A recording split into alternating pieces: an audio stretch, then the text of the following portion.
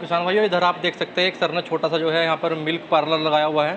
तो इसके बारे में हम आपको जानकारी देंगे कैसे आप अपने डेयरी फार्म में ये मिल्क पार्लर लगाकर इसको अच्छे काम में ले सकते हैं। सर इसको बारे में बताएं, इसको जो आपने मिल्क पार्लर लगाया है इसके बारे में बताएं। नमस्कार सर। जो अभी आप सामने मिल्क पार्लर देख रहे हैं, ये हमने एक वैनसन कंपनी है नोएडा की, उससे लिया है और इसकी कीमत करीब 13 से 14 लाख पड़ती है 12 यूनिट के लिए। तो ये सहूलियत देता है गायों को और जो काम करने वाले लोग हैं उनको। इसकी सौजन्य से मिल्किंग जो होती है बहुत ही आसान हो जाती है। गाय आती हैं और अपने आप दो, ये आप देख सकते हैं एलीज हैं, दो गलियां कह सकते हैं इनको, इसमें खड़ी हो जाती हैं और आप नीचे क्लस्टर से इनका दूध आसानी से निकाल सकते हैं।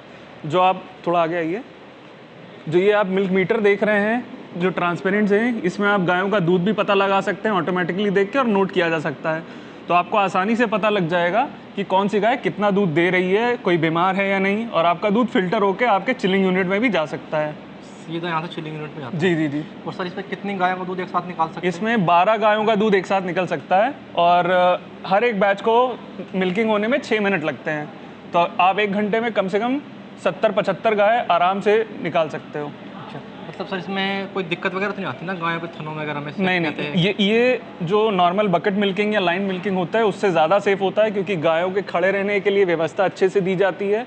उनको पहले धोया जाता है, उनका प्री डिप किया जाता है और उसके बाद क्लस्टर लगाए जाते हैं। तो आपको अगर वैक्यूम एडजस्टमेंट या कोई भी दिक्कत आती है तो यहीं से हो जाता है, और हाइजीनिकली मिल्किंग होती है, वो ज़्यादा इंपॉर्टेंट है। सर मान लिया हम इस पर गाय को लाए जी, फिर यहाँ पे इस पर वर्क किस तरह शुरू करना है वो बताइए मैम। जब गाय एक बार आ जाती हैं तो ये हमारा शावर गन है, इससे उनके थन धोए जाते हैं। उसके बाद उसको अच्छे से पोंछ दिया जाता है। गायों के थन धोने के बाद ये मिल्क क्लस्टर्स हैं जो उनके थनों पे लगाए जाते हैं, और इससे वैक्यूम जनरेट होता है, जो कि आप अंगूठे से और उंगली से आप गायों का दूध निकालते हैं, वो इससे सक्शन हो जाता है।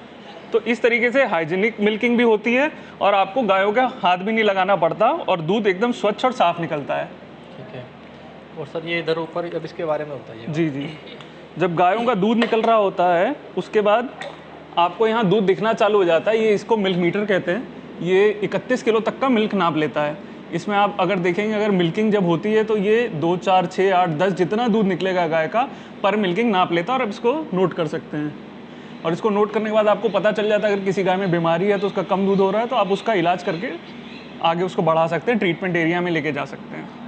इसके अलावा सर मान लिया मिल्क निकल गया गाय का, जी, तो ये ऑटो कट है या फिर हटाना पड़ता है इसको? नहीं, जब मिल्क निकल जाता है तो ऑटो कट है और आपको पता चल जाता है कब वैक्यूम खींचना है। जी जी जी सर।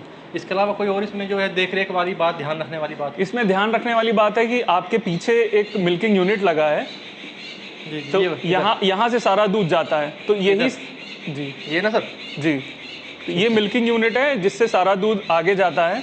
तो यहीं से वैक्यूम जनरेट होता है और इसी से आगे दूध जाता है। तो इसकी साफ सफाई रखना बहुत ज़रूरी है, क्योंकि मशीनरी है और इसको साफ रखेंगे तभी गाय भी स्वस्थ रहेंगी और मिल्क भी स्वस्थ रहेगा। तो सर मान लिया उधर से दूध मिल्क पार्लर से इधर चिलिंग मशीन आया, तो इस रूम के बारे में आप बताएं, इसको जो यहाँ पे क्या वर्क होता है? सर इस रूम में जो दूध निकलता है वो इस चिलिंग यूनिट में जाता है। तो इस चिलिंग यूनिट में हम 4 डिग्री तक दूध ठंडा करते हैं, और इसमें एक एजिटेटर है जो घूमता रहता है, ताकि जो आपका फैट है या क्रीम है वो कहीं एक तरफ ना बैठे, पूरे दूध में मिक्स होकर रहे।